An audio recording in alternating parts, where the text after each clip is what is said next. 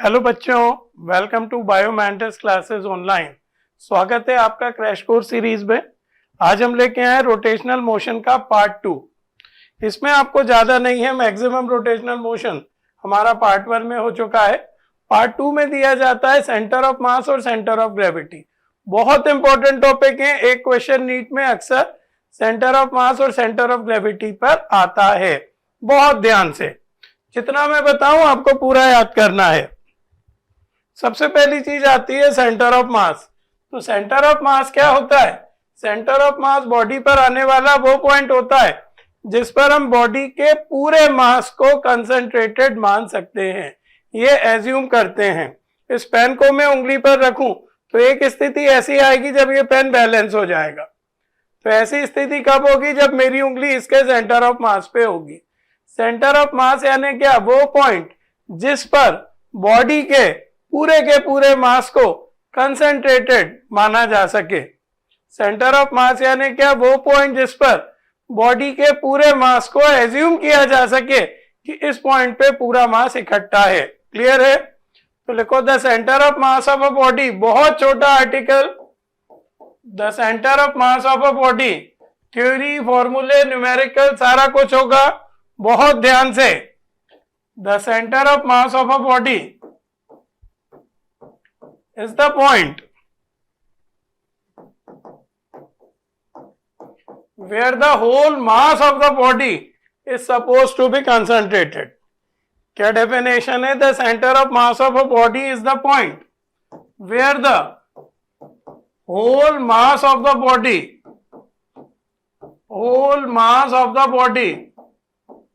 is supposed to be concentrated.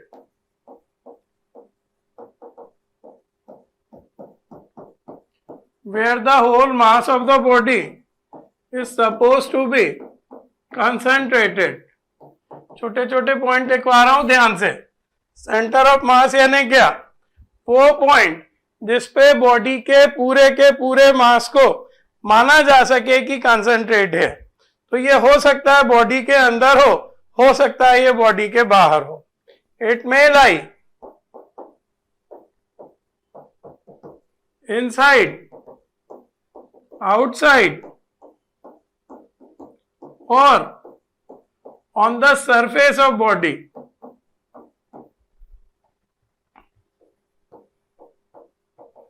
Centre of मास याद रखो, body के अंदर भी हो सकता है, बाहर भी हो सकता है और बॉडी के सरफेस पे भी हो सकता है।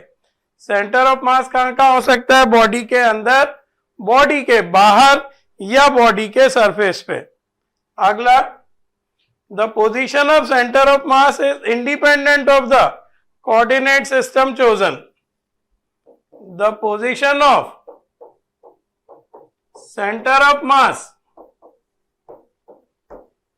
इज इंडिपेंडेंट ऑफ, ये सारे पूछे गए पॉइंट हैं, ध्यान से। The position of centre of mass is independent of the coordinate system chosen. कोई कोऑर्डिनेट सिस्टम को बदलने पर सेंटर ऑफ मास की पोजीशन नहीं बदलेगी, सेंटर ऑफ मास एक ही जगह रहेगा। मान लीजिए आपने कोई दूसरा कोऑर्डिनेट सिस्टम ले लिया, तो दूसरा कोऑर्डिनेट सिस्टम या तीसरा कोऑर्डिनेट सिस्टम लेने पर सेंटर ऑफ मास की पोजीशन नहीं बदलेगी। The position of center of mass is independent of coordinate system chosen. Clear है? अगला, the position of center of mass, ये किस पे डिपेंड करता है? The position of center of mass depends, है ना, कोऑर्डिनेट सिस्टम पे तो डिपेंड नहीं करता। तो फिर सवाल उठता है ये किस पे डिपेंड करता है? The position of centre of mass depends upon the shape of the body and the distribution of mass. Depends upon the shape of the body and the distribution of mass and the distribution of mass। ये इस पर भी depend करता है। जैसे bottle है, bottle uniform है मान लो, तो इसका सेंटर ऑफ मास बीच में होगा, लेकिन जैसा कि देख रहा है बॉटल में इतना पानी भी भरा है, मतलब बॉटल नीचे से भारी है ऊपर से हल्की है, तो इसको कहते हैं बेटा मास का डिस्ट्रीब्यूशन। मास का डिस्ट्रीब्यूशन सेम नहीं है, नीचे पानी भरा हुआ है ऊपर बॉटल खाली है, तो इसका सेंटर ऑफ मास बीच में नहीं आएगा। बीच में तो तब आता कि जब बॉडी यूनिफॉर्म होती और डिस्ट्रीब्यूशन ऑफ मास भी सेम होता। डिस्ट्रीब्यूशन समझते हो कि मास एक सा हो हर जगह, तो यहां ऐसा नहीं है, नीचे पानी है तो यहां मास डिस्ट्रीब्यूशन ज्यादा है, ऊपर हवा है तो यहां मास डिस्ट्रीब्यूशन कम है, तो इसका सेंटर ऑफ मास बीच में नहीं आएगा। तो सेंटर ऑफ मास किस पर डिपेंड करता है, पढ़ो ध्यान से, बॉडी के शेप पर, बॉडी के शेप पर, और किस पर, मास डिस्ट्रीब्यूशन पर। और अगर बॉडी यूनिफॉर्म हो तो सेंटर ऑफ मास कहां पर होता है, लिखने जा रहे हैं, बॉडी के ज्योमेट्रिक सेंटर पर। यूनिफॉर्म बॉडीज का सेंटर ऑफ मास कहां होता है, जैसे पेन है, पेन मान लेते हैं यूनिफॉर्म है तो इसका सेंटर ऑफ मास सेंटर पे होगा। ठीक है बेटा, तो लिखो इफ वी एज्यूम, बहुत इंपॉर्टेंट टॉपिक है बेटा ये, बहुत ध्यान से, थोड़ा सा बोरिंग है। यूनिफॉर्म मास डिस्ट्रीब्यूशन, मान ले हम कि पूरी बॉडी में मास एक सा फैला है, तो द सेंटर ऑफ मास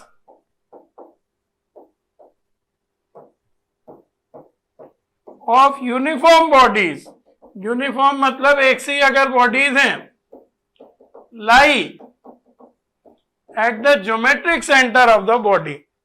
कहां पर मिलेगा ये, eight the geometric centre of body.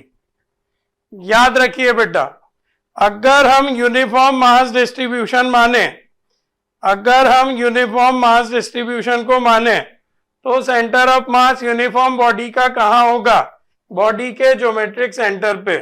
Centre of मास कहां होगा, कोई भी यूनिफॉर्म बॉडी है उसका सेंटर ऑफ मास कहां होगा, बॉडी के ज्योमेट्रिक सेंटर पे। कोई भी यूनिफॉर्म बॉडी है उसका सेंटर ऑफ मास कहां होगा बेटा, बोलेंगे बॉडी के ज्योमेट्रिक सेंटर पे। लास्ट पॉइंट लिखिए, लास्ट पॉइंट लिखिए, the centre of mass changes its position only under the translatory motion. The centre of मास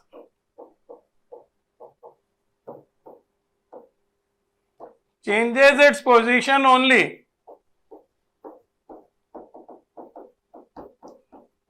अभी मैथमेटिक्स पर आएंगे, पहले इसके कुछ इंपॉर्टेंट पॉइंट लिख लो।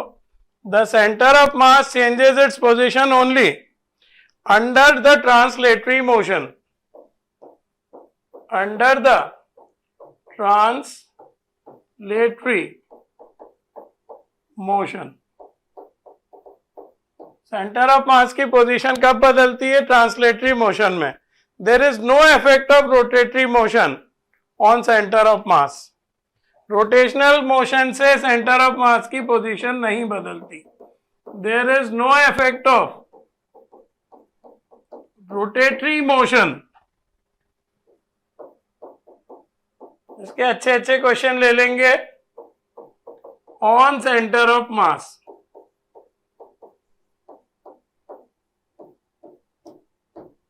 There is no effect of rotatory motion on center of mass.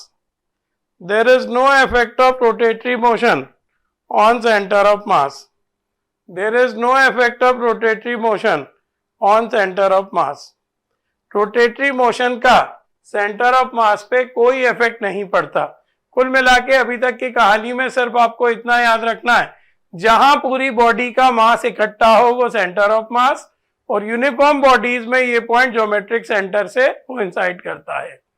जहां पूरी बॉडी का मास इकट्ठा हो वो सेंटर ऑफ मास, और यूनिफॉर्म बॉडीज में ज्योमेट्रिक सेंटर पर होता है सेंटर ऑफ मास। क्लियर है?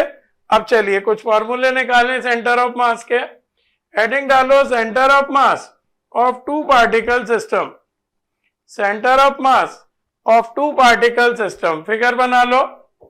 Centre of mass of two particle system, ये एक मास है, m1, ये r1 के डिस्टेंस पर है, r1 इसका पोजीशन वेक्टर है, ये एक मास है m2, ये r2 के डिस्टेंस पर है ओरिजिन से।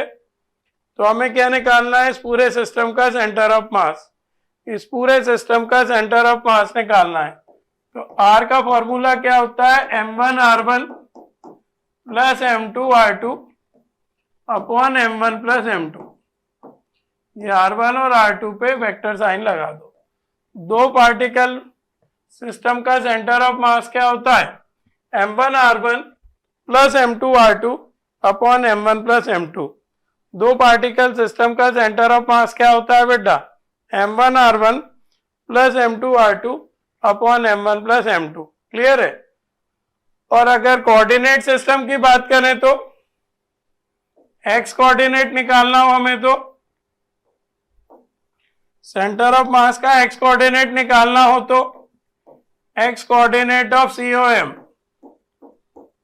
x कोऑर्डिनेट निकालना है सेंटर ऑफ मास का, इसको x बार से लिखते हैं। x बार हो जाता है m1 x1 plus m2 x2 upon m1 plus m2। अभी दो पार्टिकल सिस्टम की ही बात कर रहे हैं। और y कोऑर्डिनेट ऑफ COM क्या हो जाएगा, C नंबर डाल के y coordinate of centre of mass, ये हो जाएगा y बार बराबर m1 y1 plus m2 y2 upon m1 plus m2।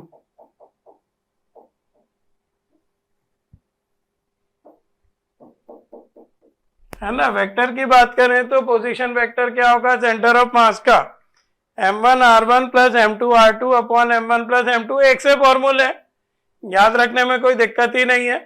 x coordinate क्या होगा, सेंटर ऑफ मास का m1 x1 plus m2 x2 upon m1 plus m2। y coordinate क्या होगा, centre of mass का m1 y1 plus m2 y2 upon m1 plus m2। y coordinate क्या होगा, centre of mass का m1 y1 plus m2 y2 upon m1 plus m2। Clear है। आगे लिखो, if we assume origin to be the centre of mass, D number डाल के लिखो, if we assume origin to be the center of mass, बहुत important result आ रहा है, देन हो क्या रहा है, हमने r का फॉर्मूला निकाला है m1 r1 plus m2 r2 upon m1 plus m2। अब अगर सेंटर ऑफ मास ओरिजिन पर ही हो तो क्या होगा, r की जगह हम 0 लिख देंगे। सेंटर ऑफ मास ओरिजिन पे ही हो तो हम r की जगह क्या लिख देंगे, 0 लिख देंगे। बराबर क्या हो जाएगा, m1 r1 plus m2 r2 upon m1 plus m2। ये पूरा 0 हो गया, तो m1 r1 plus m2 r2 बराबर 0। इसको क्या लिख सकते हैं, m1 r1 बराबर माइनस में m2 r2, या इसको क्या लिख सकते हैं, r1 बाय r2 बराबर m2 बाय m1। इसको वर्ड्स में लिखेंगे और प्लस याद भी रखेंगे। ये चौथा रिजल्ट आ गया टू पार्टिकल सिस्टम का। अभी तक देख लीजिए क्या हुआ, r का formula m1 r1 plus m2 r2 plus m upon m1 plus m2। x coordinate m1 x1 plus m2 x2 upon m1 plus m2। y coordinate m1 y1 plus m2 y2 upon m1 plus m2। चौथा हमने क्या किया, मान लिया कि origin है centre of mass, तो r की जगह मैंने 0 लिख दिया, तो r1 bye r2 equal to क्या आ गया, m1 बाय m2। इससे ये प्रूव हुआ बेटा कि जो सेंटर ऑफ मास है वो बॉडी को मास के इनवर्स रेशो में डिवाइड करता है। मतलब जहां भारी मास होगा, जैसे ये कोई बॉडी है, कोई बल्ले की बात करो,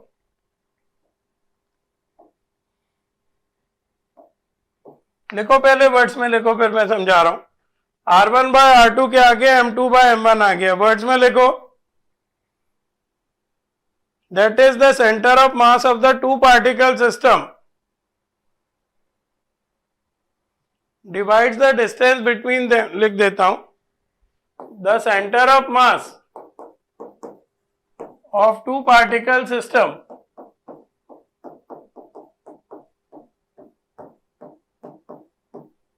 the center of mass of two particle system, the center of mass of two particle system divides the distance between them in the inverse ratio of masses.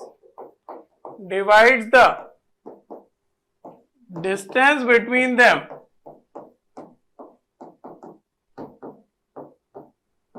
in the inverse ratio of masses. याद रखो, मतलब समझा रहा हूं, जैसे ये दो मास हैं बेटा, ये m1 है, ये m2 है, और मान लो कि m1 बड़ा है m2 से, मान लो कि m1 बड़ा है m2 से, तो जो सेंटर ऑफ मास रहेगा ना, वो हैवियर मास की तरफ रहेगा। मतलब ये r1 छोटा रहेगा, r2 बड़ा रहेगा। ये कहना चाह रहा है ये पॉइंट। मैं वर्ड्स में एक और बार लिख देता हूं। क्या कहना चाह रहा है कि जो सेंटर ऑफ मास रहता है वो मासेस को इनवर्स रेशियो ऑफ मासेस में डिवाइड करता है। मतलब it lies closer to the heavier mass. याद रखो, सेंटर ऑफ मास क्या होता है? हेवियर मास के ज्यादा क्लोज होता है। सेंटर ऑफ मास, जैसे कोई भी बल्ला हो तो नीचे का पोर्शन उसका भारी रहता है, हैंडल उसका हल्का रहता है, तो सेंटर ऑफ मास नीचे की तरफ होगा। क्लोज रहता है सेंटर ऑफ मास हेवियर मास से। ध्यान रखो, दो लोग बैठे हैं, दो मासेस हैं m1 और m2, और मान लेते हैं यदि m1 बड़ा है m2 से, तो जो सेंटर ऑफ मास रहेगा वो m1 की साइड रहेगा, हेवियर मास की साइड रहेगा। तो यही छोटी छोटी चीजें आपको याद रखना है और सारी होशियारी क्वेश्चंस में दिखाना है। आज का लेक्चर मैक्सिमम 1 घंटा लेगा, इससे ज्यादा नहीं, और न्यूमेरिकल्स हम ज्यादा कर लेंगे। ध्यान रखिए, सेंटर ऑफ मास क्लोज रहता है कहां? हेवियर मास के। सेंटर ऑफ मास क्लोज रहता है कहां? हेवियर मास के। ध्यान रखिएगा। देख लीजिए, टू पार्टिकल सिस्टम के फॉर्मूले आपको कौन कौन से याद रखने हैं? ये और ये। और क्या याद रखना है कि जो सेंटर ऑफ मास रहता है वो इनवर्स रेशियो ऑफ मासेस को डिवाइड करता है।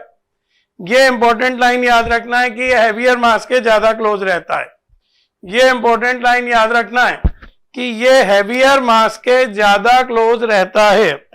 ये इंपॉर्टेंट लाइन याद रखना है कि ये हेवियर मास के ज्यादा क्लोज रहता है। क्लियर है?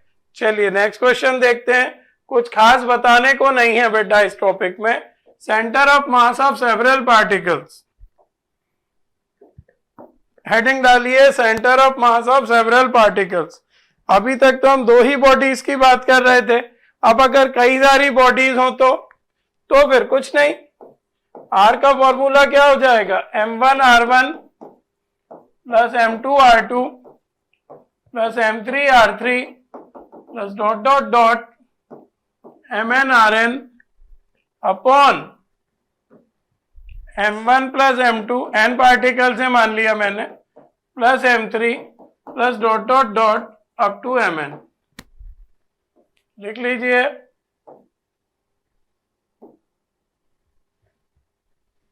लिख लीजिए, दो की जगह कई सारे पार्टिकल्स होंगे तो कई सारे लोगों की बातें होंगी। फॉर्मूला एग्जैक्टली वही है, फॉर्मूला एग्जैक्टली वही है ना। अब इनके तीनों कोऑर्डिनेट्स निकाल लो। अब इनके तीनों कोऑर्डिनेट्स निकाल लो।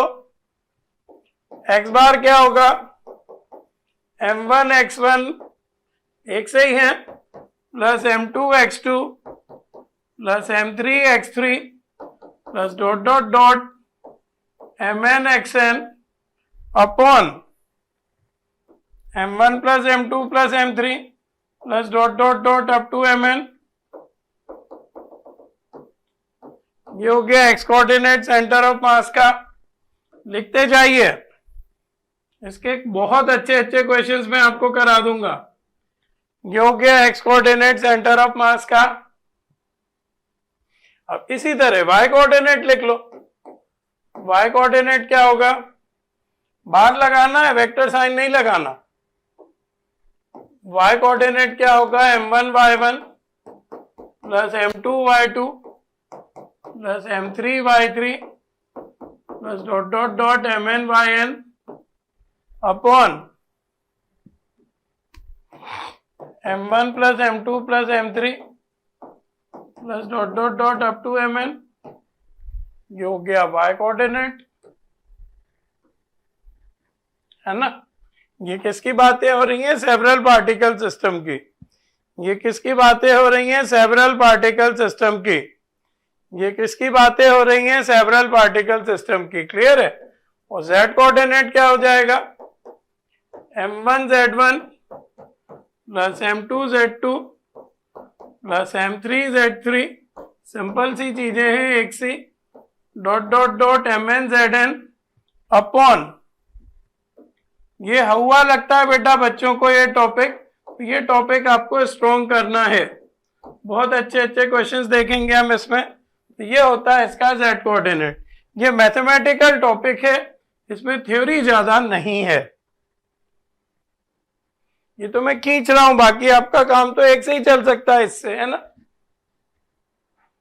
तो वेक्टर फॉर्म में दिया हो तो ये फॉर्मूला लगाना, कोऑर्डिनेट फॉर्म में दिया हो तो कोऑर्डिनेट्स के फॉर्मूले हैं।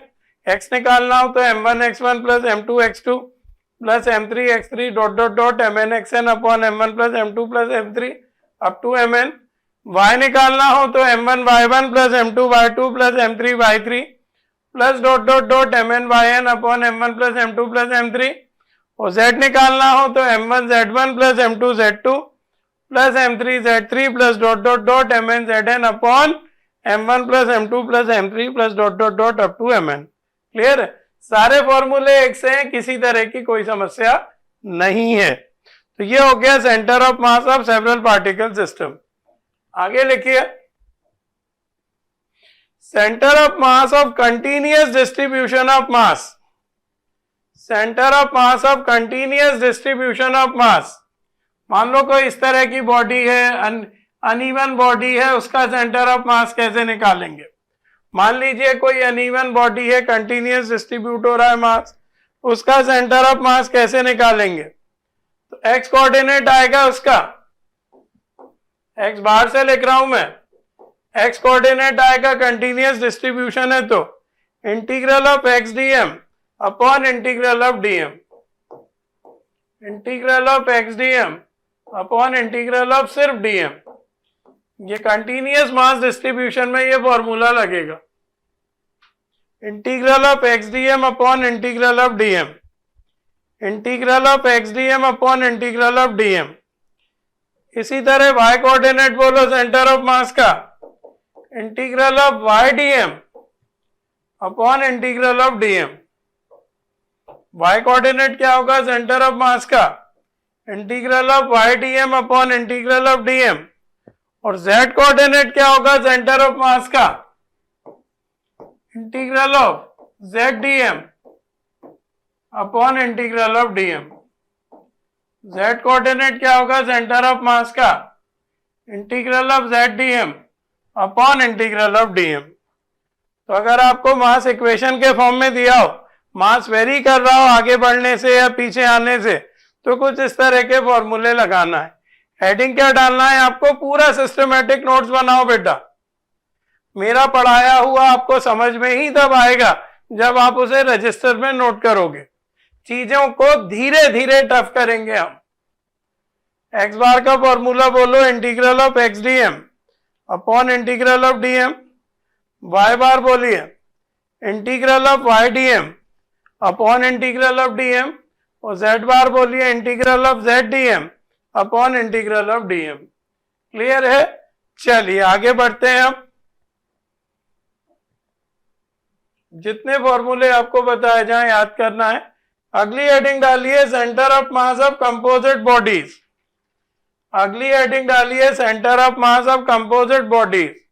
ये मान लो जैसे एक्स एक्सेस है, ये वाई एक्सेस है। अब हमने एक की जगह कई बॉडीज रख दी। यहां मान लो ये हमने डिस्क रख दी, और यहां मान लो कुछ भी मान लो, यहां हमने रख दिया मान लो लेमिना रख दिया कोई, रेक्टेंगुलर लेमिना रख दिया। तो ये दो कंपोजिट बॉडीज, ये डिस्क है मतलब इसके अंदर मटेरियल भरा हुआ है, और ये लेमिना है इसके अंदर भी मटेरियल भरा हुआ है ना। ये दो बॉडीज रखी हैं, कुछ इस तरह से रखी हैं, और हमें इस पूरे कंपोजिट बॉडी का सेंटर ऑफ मास निकालना है। हमें क्या करना है, इस पूरी कंपोजिट बॉडी का सेंटर ऑफ मास निकालना है। दो बॉडीज हैं तो centre of mass of composite body को हम एक्स सी और वाई सी से लिखेंगे। ये सीधा सीधा बता रहा हूं, कंपोजिट बॉडी का एक्स बार निकालना है तो बड़ा आसान। जैसे मान लो ये डिस्क है, ये हम बात करेंगे डिस्क की, और ये क्या है मान लेते हैं हम, कुछ भी मान लो, रेक्टेंगल है, ये रेक्टेंगुलर लेमिना है।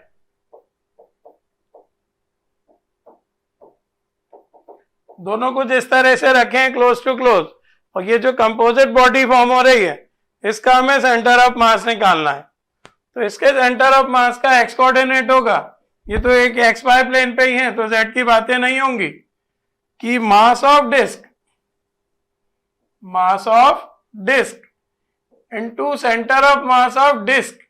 ये एक्स डी क्या है, सेंटर ऑफ मास है किसका, डिस्क का, plus mass of rectangle into centre of mass of rectangle upon mass of disc plus mass of rectangular lamina. ये आ गया एक्स बार। बहुत ध्यान से अभी वर्ड्स में लिख लेंगे कौन सी चीज क्या क्या बता रही है। मतलब इसका मास लो, इसका फिर सेंटर ऑफ मास लो कहां है, प्लस रेक्टेंगुलर लेमिना का मास लो और उसका सेंटर ऑफ मास देखो कहां है, upon mass of disc plus mass of rectangular lamina. तो एक कंपोजिट बॉडी का सेंटर ऑफ मास आ जाएगा। ये क्या आ जाएगा, कंपोजिट बॉडी का सेंटर ऑफ मास। ये क्या आ जाएगा बेटा, बोलेंगे कंपोजिट बॉडी का सेंटर ऑफ मास। ये क्या आ जाएगा, कंपोजिट बॉडी का सेंटर ऑफ मास। ये क्या आ जाएगा, कंपोजिट बॉडी का सेंटर ऑफ मास का एक्स कोऑर्डिनेट। वाई कोऑर्डिनेट बोलो, mass of disc into Y of disc. अब एक्स की जगह वाई लो, वाई कोऑर्डिनेट लो सेंटर ऑफ मास का, plus mass of rectangular lamina into Y of rectangular lamina upon mass of disc plus mass of rectangular lamina. सबका meaning लिख लो जिससे कंफ्यूजन ना हो, ये डी क्या है, आर क्या है। इस तरह से हम कंपोजिट बॉडी का सेंटर ऑफ मास निकालेंगे। इस तरह से हम कंपोजिट बॉडी का सेंटर ऑफ मास निकालेंगे। फॉर्मूले ज्यादा है ही नहीं बेटा, बस दिमाग लगाना पड़ता है इनके क्वेश्चंस में, बहुत ज्यादा दिमाग लगाना पड़ता है इनके क्वेश्चंस में। लिख लीजिए जिससे कंफ्यूजन ना हो, लिख लीजिए जिससे कंफ्यूजन ना हो। कौन सी चीज क्या है, कौन सी चीज क्या है, लिख लीजिए। यहां पर एमडी क्या है, मास ऑफ डिस्क। एमआर क्या है, मास ऑफ रेक्टेंगुलर लेमिना, है ना, दोनों का मास की बात होगी। और एक्सडी क्या है, एक्सडी और वाईडी, एक्सडी और वाईडी क्या है, coordinates of centre of mass COM of disc, disc के सेंटर ऑफ मास के कोऑर्डिनेट्स। इसी तरह XR और YR लिख लो क्या है, XR और YR क्या है, coordinates of centre of mass of rectangular lamina, coordinates of centre of mass of rectangular lamina. तो कोई भी कंपोजिट बॉडी बनी है तो उसे देख के घबराना नहीं है, एक एक बॉडी की अलग से बात करना है। एमडी क्या है, डिस्क का मास। एमआर क्या है, रेक्टेंगुलर लेमिना का मास। एक्सडी और वाईडी क्या है, डिस्क के सेंटर ऑफ मास के कोऑर्डिनेट्स। एमडी और एक्सडी और वाईडी क्या है, डिस्क के सेंटर ऑफ मास के कोऑर्डिनेट्स। एक्सडी और वाईडी क्या है, डिस्क के सेंटर ऑफ मास के कोऑर्डिनेट्स। एक्स डी और वाई डी क्या है, डिस्क के सेंटर ऑफ मास के कोऑर्डिनेट्स, क्लियर है। और एक्स आर और वाई आर क्या है, रेक्टेंगुलर लेमिना के सेंटर ऑफ मास के कोऑर्डिनेट्स, क्लियर है। नोट कीजिए, आगे बढ़ते हैं। हेडिंग डालिए centre of mass of some common bodies, centre of mass of some common bodies. तो अगर बॉडी सिमेट्रिक है, सिमेट्रिक यानी देखो स्फीयर सिमेट्रिक होता है, सिमेट्रिक यानी एक जैसी, ring symmetric, disc symmetric, cylinder symmetric. तो अगर बॉडी सिमेट्रिक है तो ज्यादातर सेंटर ऑफ मास उसके ज्योमेट्रिक सेंटर पर होगा। अगर बॉडी सिमेट्रिक है तो ज्यादातर सेंटर ऑफ मास कहाँ होगा, ज्योमेट्रिक सेंटर पे। और अगर बॉडी नॉन सिमेट्रिक है जैसे कोन, तो जो सेंटर ऑफ मास होगा वो हैवियर साइड की तरफ होगा, है ना। नीचे से कोन चौड़ा रहता है यानी नीचे की साइड हैवी होती है, तो सेंटर ऑफ मास नीचे की तरफ होगा।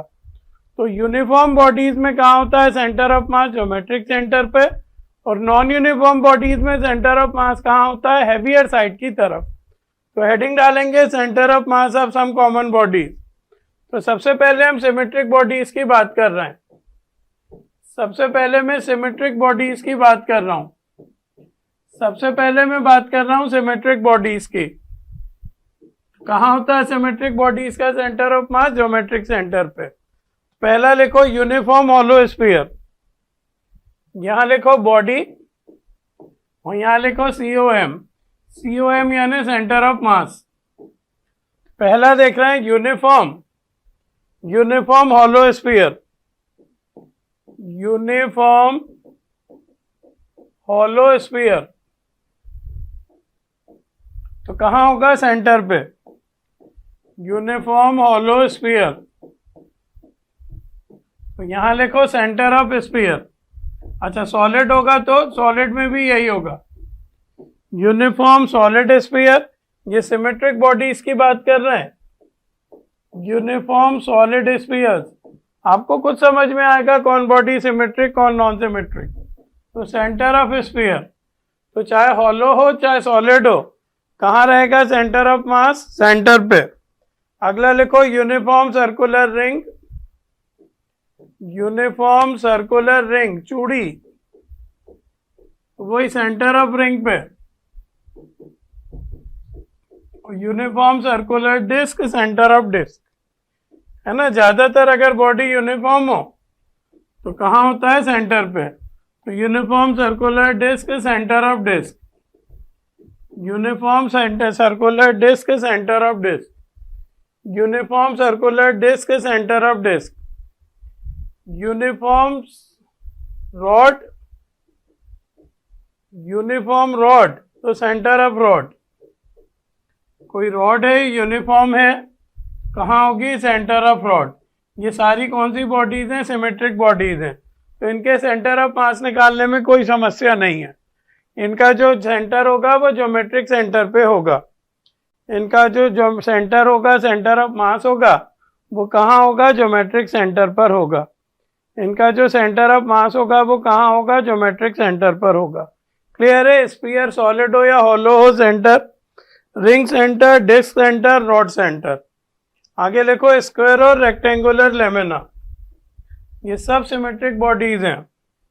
6 लिखो स्क्वायर और रेक्टेंगुलर लेमिना, स्क्वायर और रेक्टेंगुलर लेमिना। तो इसमें लिखो point of intersection of diagonals, point of intersection of diagonals. Square और रेक्टेंगुलर लेमिना कहाँ होता है बेटा, point of intersection of diagonals. Square और रेक्टेंगुलर लेमिना क्या होता है, point of intersection of diagonals. अगला इसी तरह से यूनिफॉर्म क्यूब और क्यूबॉइड, कोई क्यूब हो या क्यूबॉइड हो, CUBOID, तो इसका भी यही होता है, point of intersection of diagonals. ये सब यूनिफॉर्म फिगर्स हैं। यूनिफॉर्म क्यूब या क्यूबॉइड का कहाँ होता है, point of intersection of diagonals. Uniform cube या क्यूबॉइड का क्या होता है, point of intersection of diagonals. Uniform cube या क्यूबॉइड का क्या होता है? Point of intersection of diagonal. अगला लिखो, hollow cylinder, solid cylinder. Hollow cylinder, खोखला बेलन। हॉलो सिलेंडर, एक मिनट बेटा, हॉलो सिलेंडर लिखिए, एक मिनट, हॉलो सिलेंडर।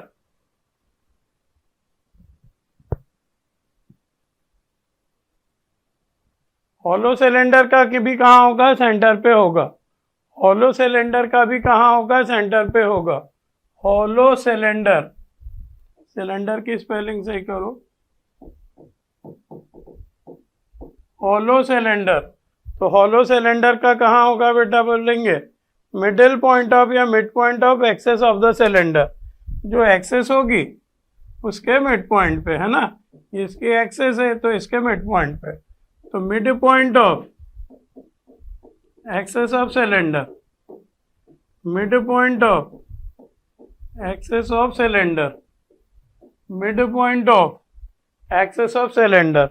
इसी तरह से लिखो solid cylinder, same, mid point of axis of cylinder.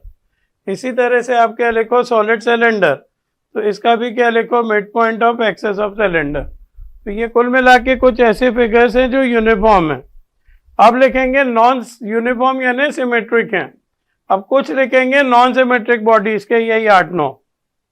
तो किस किस के बेटा? देखो, एक से रहे, रिंग है, डिस्क है, क्यूब है, क्यूबॉइड है, सिलेंडर है ना, ये सब यूनिफॉर्म फिगर्स थी। स्फीयर है, हॉलो हो, सॉलिड हो, कोई दिक्कत नहीं है। तो इनके सेंटर ऑफ मास कहाँ थे? ज्योमेट्रिक सेंटर पे थे। इनके सेंटर ऑफ मास कहाँ थे? ज्योमेट्रिक सेंटर पे थे। अब लिखो centre of mass of non symmetric bodies, of non symmetric bodies, centre of mass of non symmetric body.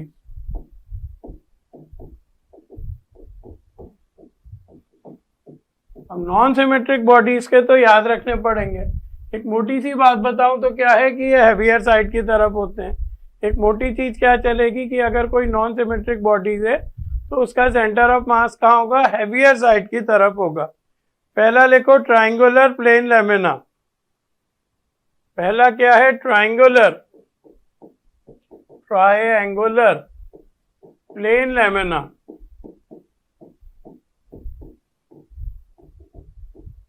Triangular plane lamina, triangular plane lamina.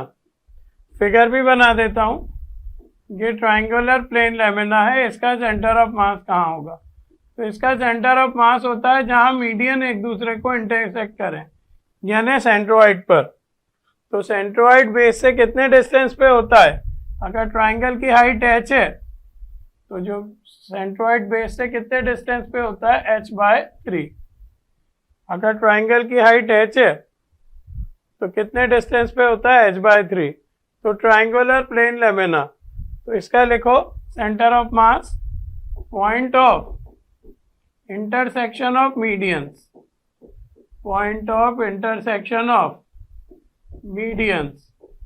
अच्छा, हमें पता है कि मीडियन एक दूसरे को कहाँ इंटरसेक्ट करते हैं? सेंट्रोइड पे। हमें पता है कि मीडियन एक दूसरे को कहाँ इंटरसेक्ट करते हैं? सेंट्रोइड पे। पोजीशन पूछे तो सेंटर ऑफ मास की कहाँ है? h/3 फ्रॉम बेस या h - h/3। ये IIT में आया हुआ क्वेश्चन है बेटा। बच्चे h/3 पे लगा के आए थे लेकिन पूछा टॉप से था, तो टॉप से कितना हो जाएगा? h - h/3 यानी 2h/3 फ्रॉम टॉप। तो ये भी पढ़ना, ज्यादातर सेंटर ऑफ मास या सेंटर ऑफ ग्रेविटी बेस से निकाला जाता है, लेकिन अभी उन्हें तो ऑब्जेक्टिव बनाना है तो वो टॉप से पूछ लेते हैं। तो क्वेश्चन में बहुत ध्यान से देखिएगा कि बेस से पूछा है कि टॉप से पूछा है। तो बेस से कितना होता है? h/3 और टॉप से कितना होता है? 2h/3। तो ये क्या हो गया? Triangular plane lamina. दूसरा लिखिए नॉन सिमेट्रिक बॉडी का, सॉलिड कोन और पिरामिड। सॉलिड कोन हो या पिरामिड हो, फिगर लगभग लगभग यही बनेगी, फिगर लगभग लगभग यही बनेगी। इसमें यह है कि अगर कोन की हाइट h है तो जो सेंटर ऑफ मास होगा वो बेस से h/4 के डिस्टेंस पे होगा। अगर पूरे कोन की हाइट h है तो जो सेंटर ऑफ मास होगा वो बेस से h/4 के डिस्टेंस पे होगा। तो सॉलिड कोन या पिरामिड, तो सेंटर ऑफ मास कहाँ होगा याद रखो, ये सब याद रखने पड़ेंगे। h/4 फ्रॉम बेस, तो ध्यान से देखो ये हैवियर साइड की तरफ है, ये किस तरफ आ गया, भारी वाली साइड की तरफ।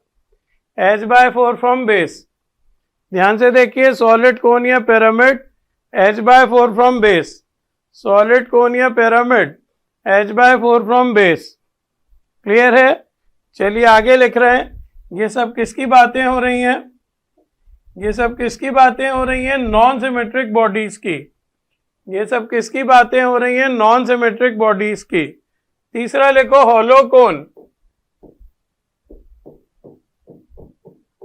हॉलो कोन तो ये ट्राइंगल जैसा चलता है, इसका सेंटर ऑफ मास होता है बेस से h/3 के डिस्टेंस पे। यहाँ h क्या है, कोन की हाइट है, यहाँ h क्या है, कोन की हाइट है, शो कर देना।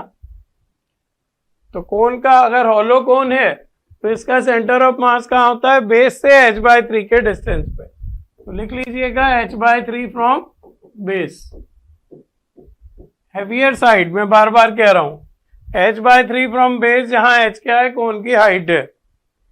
आगे लिखेंगे semi circular ring of radius r, चौथी non symmetric body semi circular ring of radius r।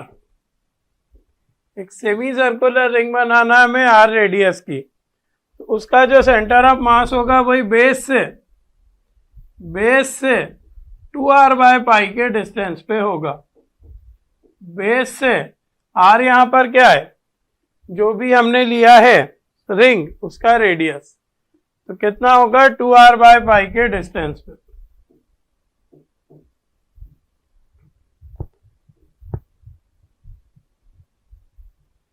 Base से कितने डिस्टेंस पे होगा, 2r/π के डिस्टेंस पे।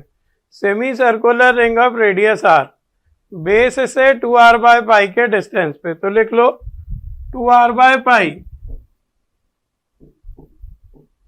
फ्रॉम बेस,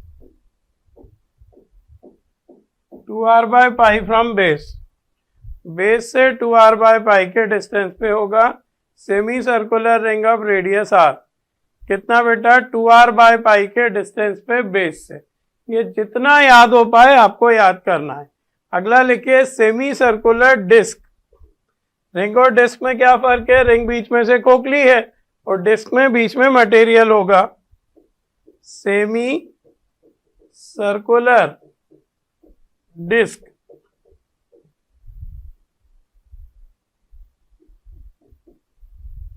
है ना, बीच में दिखा देना ये मटेरियल भरा है। तो इसका जो सेंटर ऑफ मास होता है वो होता है 4r/3π के डिस्टेंस पे बेस से। मैं बार बार कह रहा हूं जितना याद कर पाओ।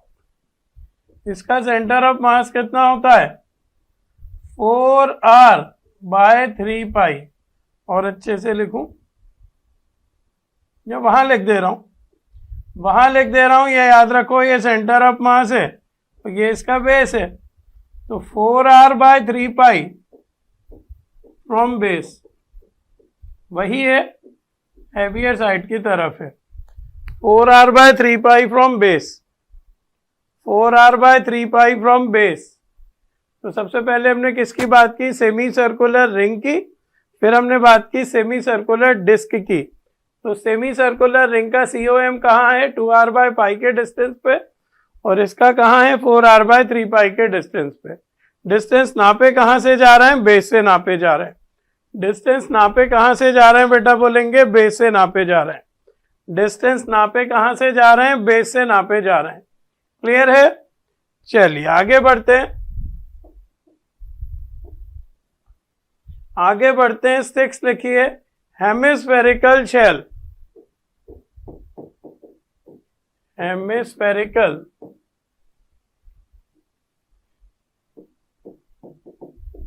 शेल, हेमिस्फेरिकल शेल मतलब हेमिस्फीयर है बेटा अभी। इसका COM तो इजी है, बेस से r/2 के डिस्टेंस पे, याद रखना भी आसान है। कहाँ होगा? बेस से r/2 के डिस्टेंस पे। बेस से कितने डिस्टेंस पे होगा? r/2 के डिस्टेंस पे। बेस से कितने डिस्टेंस पे होगा? r/2 के डिस्टेंस पे। शेल है ये, खोखली है, तो क्या लिखेंगे? r/2 from base.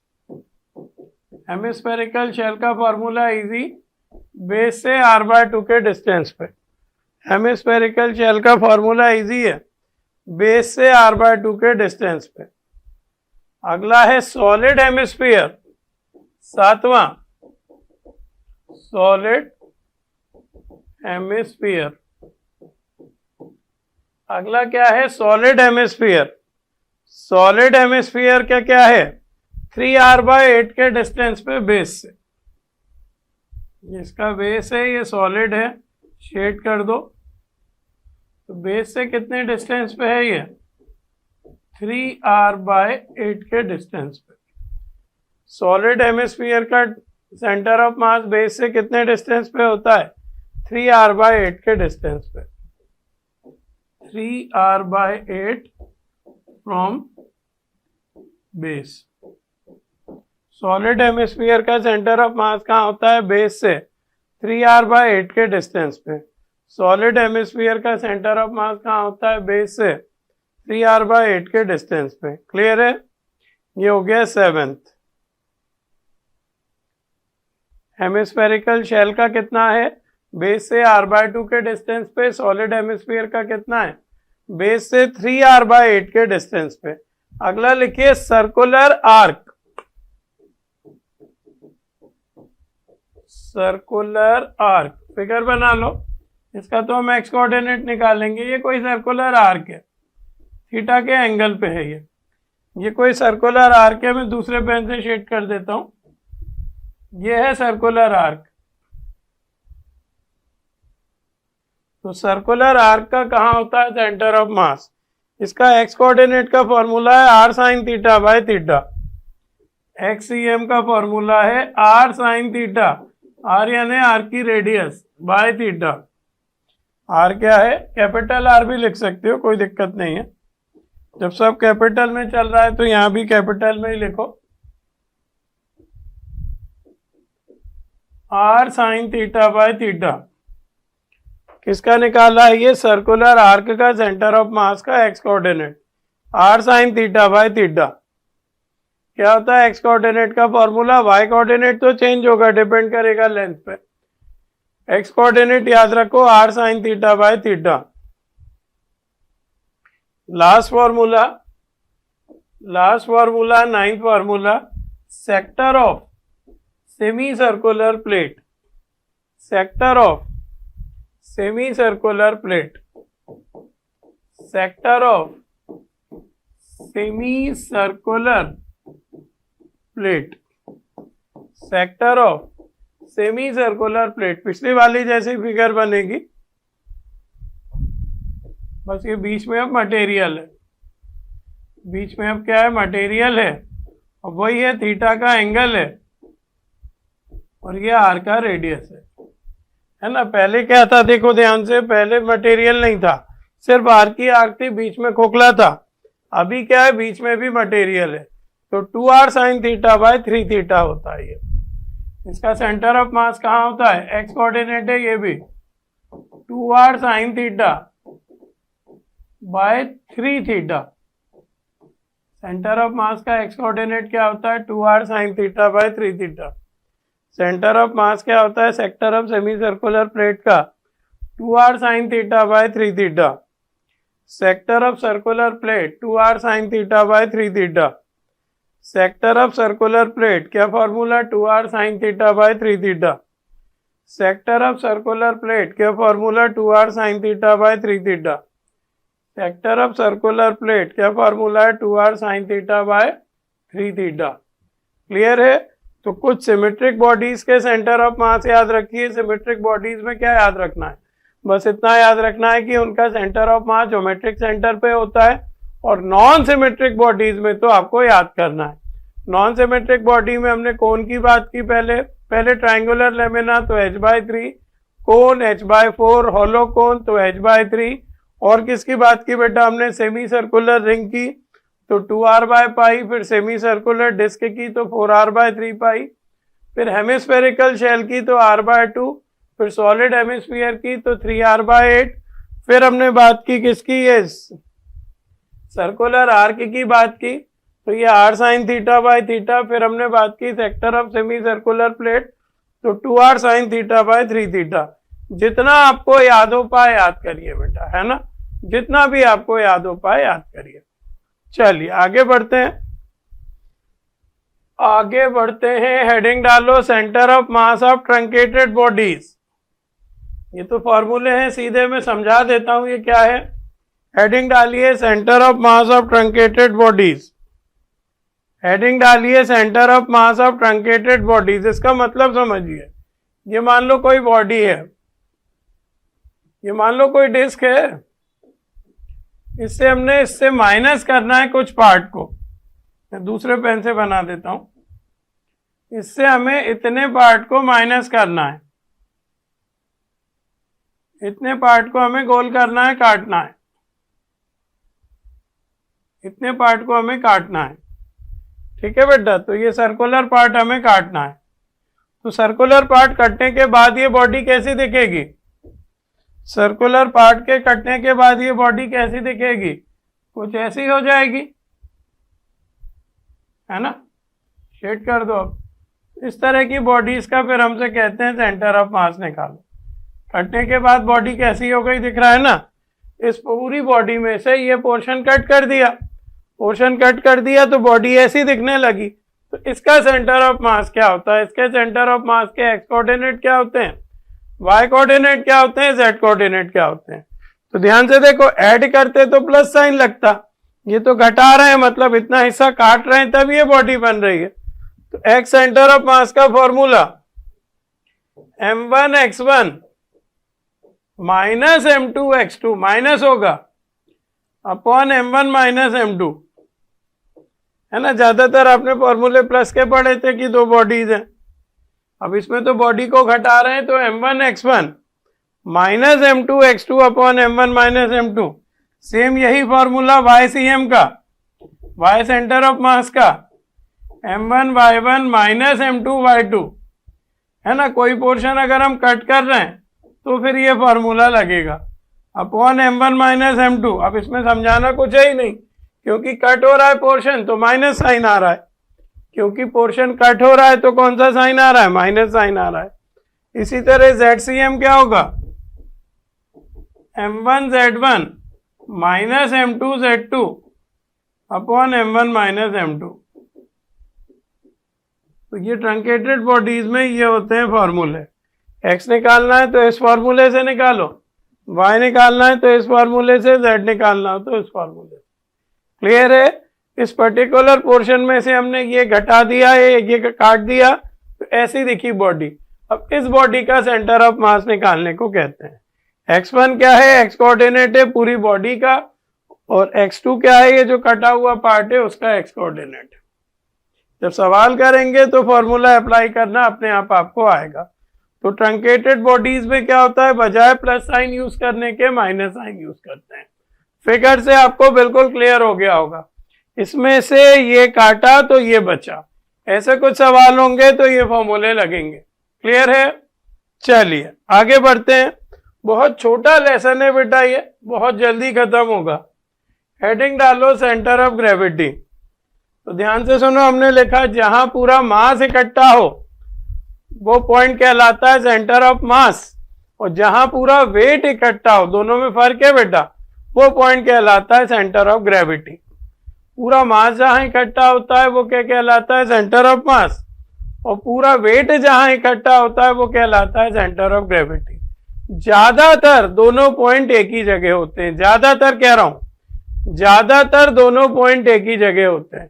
लेकिन अगर बॉडी बहुत बड़ी है, कुछ इतनी बड़ी है कि उसके हर पॉइंट पे ग्रेविटी की वैल्यू अलग है, एक पॉइंट पे कुछ है, किसी दूसरे पॉइंट पे कुछ है, तो फिर हो सकता है कि सेंटर ऑफ मास और सेंटर ऑफ ग्रेविटी कोइंसाइड ना करें।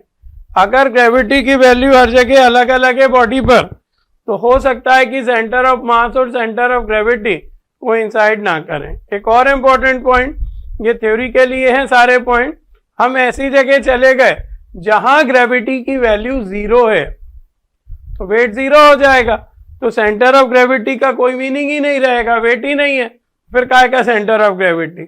लेकिन तब भी सेंटर ऑफ मास रहेगा, तब भी सेंटर ऑफ मास रहेगा। अच्छा, लास्ट चीज और, अगर बॉडी यूनिफॉर्म है तो सेंटर ऑफ मास और सेंटर ऑफ ग्रेविटी कहाँ होंगे? ज्योमेट्रिक सेंटर पर होंगे।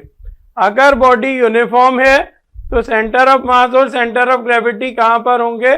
ज्योमेट्रिक सेंटर पर होंगे। अगर बॉडी यूनिफॉर्म है तो सेंटर ऑफ मास और centre of gravity geometric centre पे होंगे। कुल मिला के ये कि बॉडी के 3 सेंटर होते हैं, centre of mass, centre of gravity और ज्योमेट्रिक सेंटर। यूनिफॉर्म बॉडीज के तीनों पॉइंट एक ही जगह होते हैं। तो लिखिए बेटा, प्योर थ्योरी, कोई फॉर्मूला नहीं, कुछ नहीं, बस कुछ इंपॉर्टेंट पॉइंट हैं जो मैं चाहूंगा कि आपको याद रहें। सेंटर ऑफ ग्रेविटी क्या है? It is the point where the whole weight of the body, the whole weight of the body is supposed to be concentrated, where the whole weight of the body is supposed to be concentrated. It is the point where the whole weight of the body is supposed to be concentrated. याद रहेगा? आगे लिखो, for ordinary bodies, ये सिर्फ theoretical objectives के लिए। For ordinary bodies the centre of mass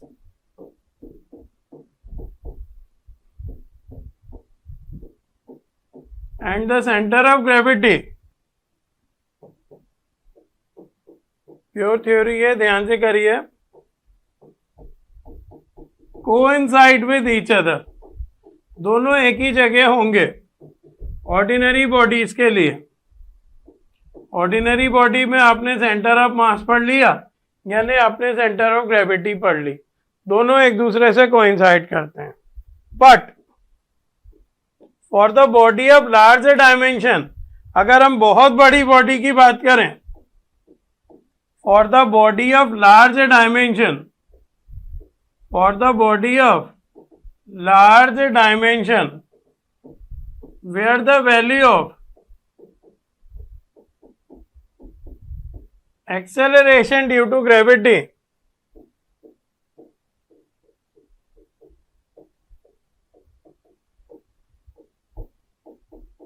is different at its different places। एक ऐसी बॉडी की बात कर रहे हैं हम जिसके अलग अलग पॉइंट पे ग्रेविटी की वैल्यू अलग अलग है। ऐसा तभी संभव है जब बॉडी बहुत बड़ी हो। Acceleration due to gravity is different for its different places.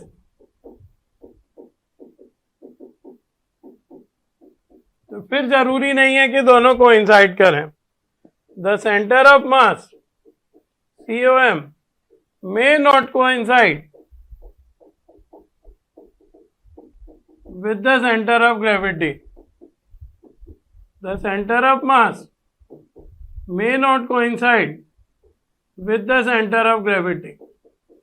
The center of mass may not coincide with the center of gravity. ठीक है, क्या लिखा है पढ़िए। फॉर ऑर्डिनरी बॉडीज, लिखते लिखते याद हो जाना चाहिए। The centre of mass and the centre of gravity coincide with each other. अगर बॉडी ऑर्डिनरी है, छोटी मोटी बॉडी है, तो दोनों सेंटर्स कोइंसाइड करेंगे। लेकिन for a body of large dimension, बहुत ध्यान से, ये सब पूछे गए पॉइंट्स हैं where the value of acceleration due to gravity is different at different places. The centre of mass may not coincide with the centre of gravity. तो फिर जरूरी नहीं है, मतलब अगर आपसे बोलें कि सेंटर ऑफ मास और सेंटर ऑफ ग्रेविटी क्या हमेशा कोइंसाइड करेंगे, तो आपका आंसर होगा नहीं, इस केस में नहीं करेंगे। अगला, at a gravity free place, ऐसी जगह चले गए जहां ग्रेविटी है ही नहीं। At a gravity free place, तो सेंटर ऑफ ग्रेविटी का कोई मीनिंग ही नहीं रह गया। The centre of gravity make no sense. The centre of gravity make no sense. बहुत ध्यान से बेटा, ये मिनिमम थ्योरी है। Whereas the centre of mass has still a meaning. इसका मतलब समझ में आया कि ऐसी जगह चले गए जहां क्या हो, ग्रेविटी हो ही ना, तो सेंटर ऑफ ग्रेविटी की बात नहीं होगी, हैज स्टिल अ मीनिंग। सिर्फ किसकी बात होगी, सेंटर ऑफ मास की बात होगी। सेंटर ऑफ ग्रेविटी की बात होगी ही नहीं, किसकी बात होगी, सेंटर ऑफ मास की बात होगी। फिर लिखो, फॉर यूनिफॉर्म बॉडीज, अगर बॉडी यूनिफॉर्म है,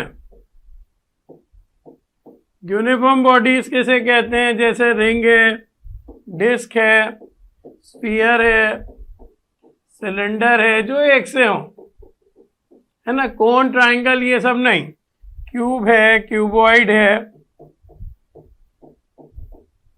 ना। The centre of mass and the centre of gravity is at the geometric centre of a body. तो ये जो यूनिफॉर्म फिगर है, इनके सेंटर ऑफ मास या सेंटर ऑफ ग्रेविटी कहाँ होंगे, बॉडी के ज्योमेट्रिक सेंटर पर। इनके सेंटर ऑफ मास या सेंटर ऑफ ग्रेविटी कहाँ होंगे बेटा, बोलेंगे अगर बॉडी यूनिफॉर्म है तो बॉडी के ज्योमेट्रिक सेंटर पर। The centre of mass and the centre of gravity, the centre of mass and the centre of gravity, बहुत छोटा सा टॉपिक है, कहाँ, is at the geometric centre of the body, या आर एट लिख दो, are at the geometric centre of the body. दो centres की बात कर रहे हैं, are at the geometric centre of a body, याद रहेगा। यूनिफॉर्म बॉडी में सेंटर ऑफ मास या centre of gravity geometric centre पर होती है। यूनिफॉर्म बॉडीज में सेंटर ऑफ मास या centre of gravity geometric centre पर होती है। यूनिफॉर्म बॉडीज में सेंटर ऑफ मास या centre of gravity geometric centre पर होती है।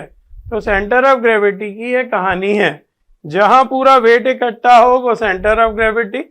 उसके बाद क्या लिखा है, ज्यादातर ये सेंटर ऑफ मास पे ही होता है, लेकिन अगर बहुत बड़ी बॉडी है जिसके अलग अलग जगह पे ग्रेविटी की वैल्यू अलग अलग है, तो जरूरी नहीं है कि सेंटर ऑफ मास कोइंसाइड करे सेंटर ऑफ ग्रेविटी के। ऐसी जगह जाने पे जहां ग्रेविटी हो ही ना, सेंटर ऑफ ग्रेविटी का मीनिंग खत्म हो जाता है, सिर्फ सेंटर ऑफ मास बचता है। आगे क्या लिखा, बॉडी अगर यूनिफॉर्म है तो सेंटर ऑफ मास या सेंटर ऑफ ग्रेविटी किसी की भी हम बात करें तो वो कहाँ होगी, बॉडी के ज्योमेट्रिक सेंटर पर होगी। क्लियर है। चलिए आगे बढ़ते हैं, आगे बढ़ते हैं। ये centre of mass centre of gravity खत्म हुआ। अच्छी बुकलेट्स में ये टॉपिक अलग से ही दिया रहता है। अच्छा, अभी क्या है, motion of centre of mass. Motion of centre of mass, तो सेंटर ऑफ मास का क्या फॉर्मूला है, m1r1 plus m2r2 plus m3r3 plus dot dot dot mn/rn upon m1 plus m2 plus m3 plus dot dot dot up to mn। ये तो formula है, r पे सब पे वेक्टर साइन लगा दो।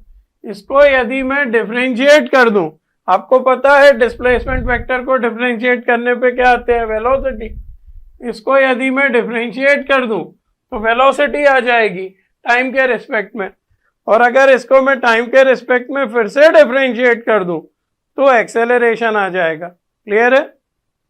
तो वेलोसिटी ऑफ सेंटर ऑफ मास बोलो, डायरेक्ट आप तो फॉर्मूले याद रखो।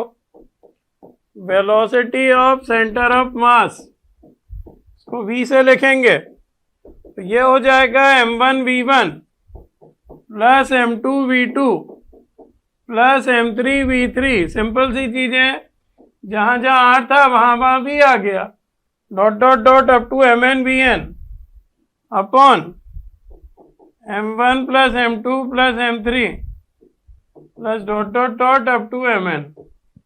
तो वेक्टर साइन लगा लो, ये आ गया velocity of centre of mass. ये आ गया velocity of centre of mass. ये आ गया velocity of centre of mass.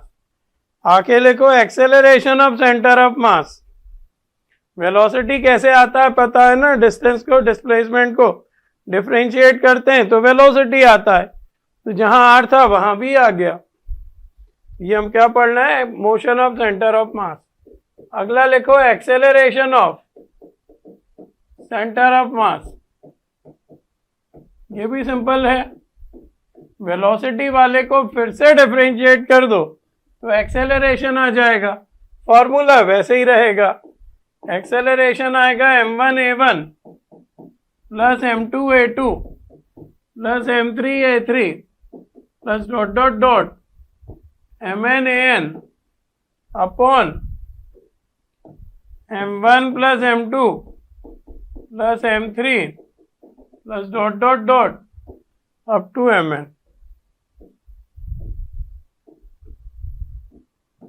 Vector sign लगा दो, तो जो जिस फॉर्मूले से हम क्या निकालते थे r, उसको डिफरेंशिएट किया तो क्या आया v, उसको फिर से डिफरेंशिएट किया तो क्या आया a, उसको फिर से डिफरेंशिएट किया तो क्या आया a, उसको फिर से डिफरेंशिएट किया तो क्या आया a। अब एक इम्पॉर्टेंट चीज लिखिए जिस पे सारे सवाल बनते हैं, और इस तरह से सेंटर ऑफ मास खत्म होगा, रोलिंग मोशन आ जाएगा इसके बाद। तो लिखो by Newton second law of motion, ये इंपॉर्टेंट है, इस पे सवाल बनते हैं।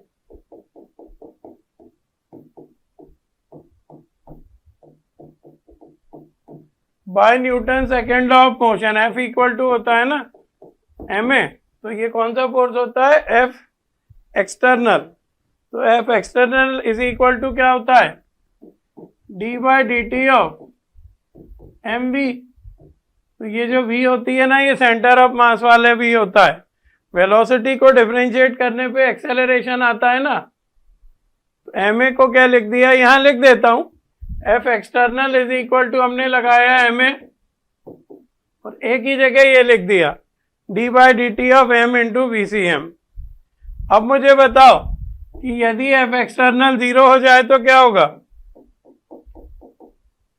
Late F external equal to 0 हो जाए, देन है ना ये d by d t of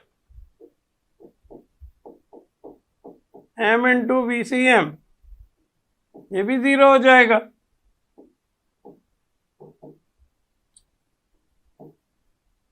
तो मास तो 0 हो नहीं सकता, तो ये आ जाएगा, किसी चीज में चेंज नहीं आ रहा। इसका क्या मतलब है कि सेंटर ऑफ मास की वेलोसिटी कांस्टेंट हो गई है, किसी चीज में चेंज नहीं आ रहा। इसका क्या मतलब है कि वो चीज कांस्टेंट हो गई है। तो अगर एक्सटर्नल फोर्स 0 है, याद रखो, तो velocity of centre of mass क्या होगी, कांस्टेंट होगी। Velocity of centre of mass क्या होगी, कांस्टेंट होगी। ये याद रखना, मैक्सिमम सवाल इस पर बनेंगे। That is if no external force act on a system, if no external force act on a system, the velocity of center of mass remains constant। याद रखिएगा, अगर कोई भी फोर्स ना लगे सिस्टम पर तो velocity of centre of mass constant होती है। बहुत सारे सवाल मिलेंगे आपको इस पे। If no external force act on a system, then the velocity of centre of mass remains constant। याद रखो, अगर कोई एक्सटर्नल फोर्स नहीं लग रहा है सिस्टम पे तो सिस्टम की क्या होगी, वेलोसिटी कांस्टेंट होगी। अगर सिस्टम पे कोई एक्सटर्नल फोर्स नहीं लग रहा तो सिस्टम की वेलोसिटी क्या होगी, कांस्टेंट होगी। अगर सिस्टम पे कोई फोर्स नहीं लग रहा तो सिस्टम की वेलोसिटी क्या होगी, कांस्टेंट होगी। बहुत बहुत बहुत सवाल बनेंगे इस पर, बहुत सवाल बनेंगे इस पर, ध्यान रखिएगा। क्लियर है? चलिए, इसी टॉपिक में एक आर्टिकल दिया रहता है रोलिंग मोशन का। इसी टॉपिक पे एक आर्टिकल दिया रहता है रोलिंग मोशन का। ये कोई बॉडी है, ये रोल कर रही है। ये कोई बॉडी है, ये रोल कर रही है।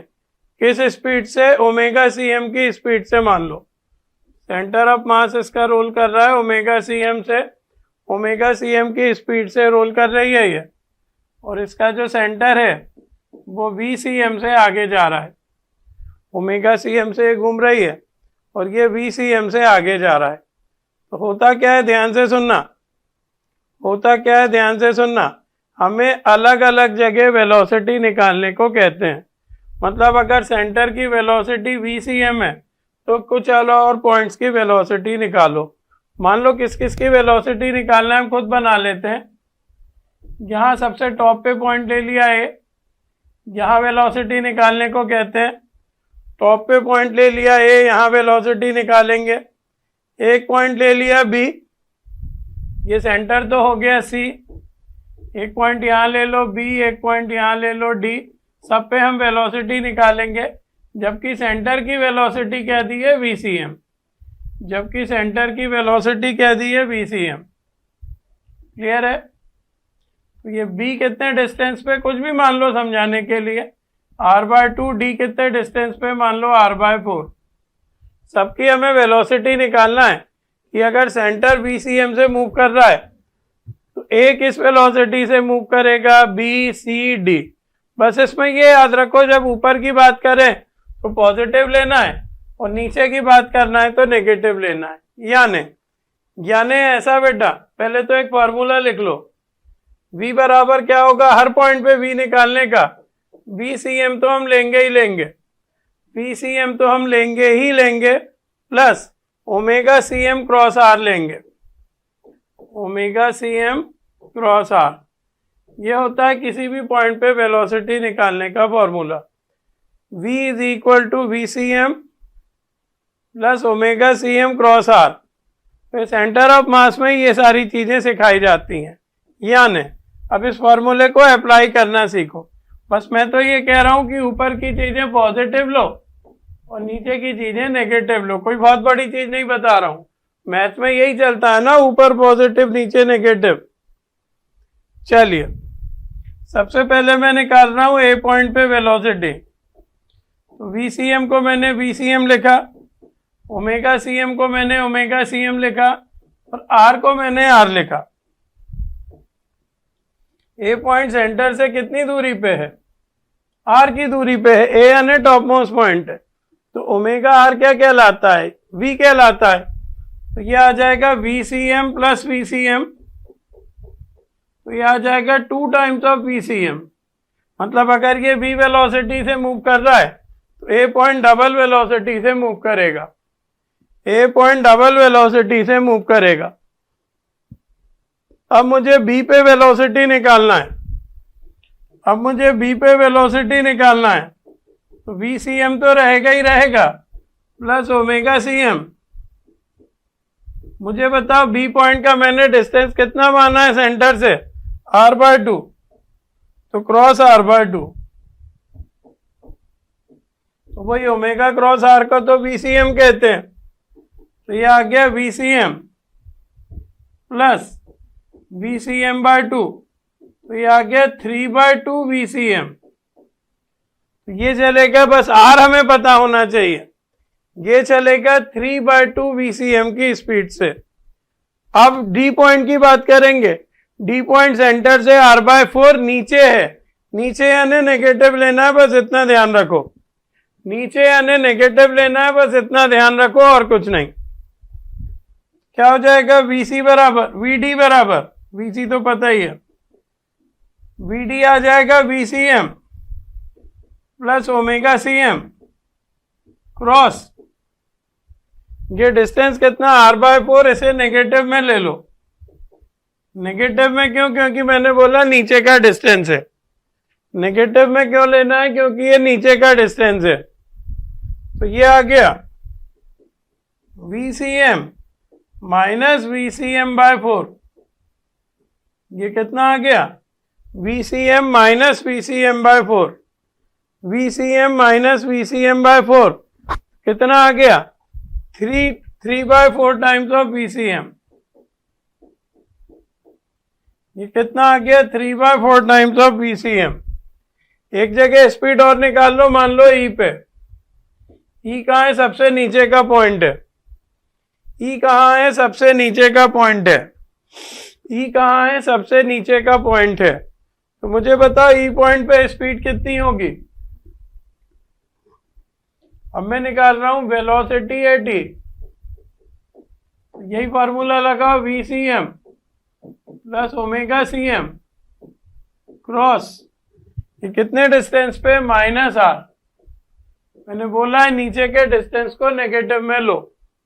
नीचे के डिस्टेंस को नेगेटिव में लो, कोई ना कोई कंसेप्ट बना लो बेटा।